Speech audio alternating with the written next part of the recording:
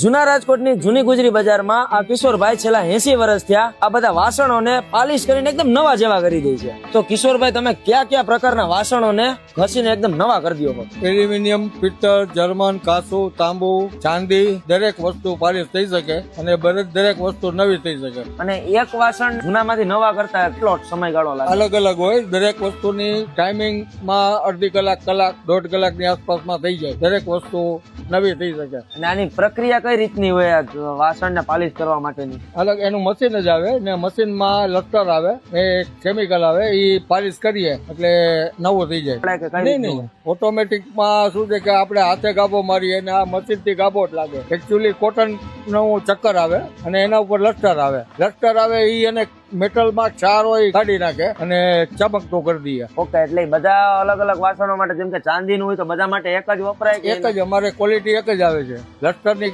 Chemical એ રીતનું હોય કે સારામાં સારું હોય. અને એકવાર વાસણને આપણે પાલિશ કરી નાખ્યું એટલે પાછો કેટલો સમયગાળો માટે રહે? તાંબા, પિત્તળ, જર્મનમાં શું છે કે વર્ષ દિવસ ચાલે. સ્ટેનલેસ સ્ટીલ છે એ 7-8 વર્ષ ચાલે.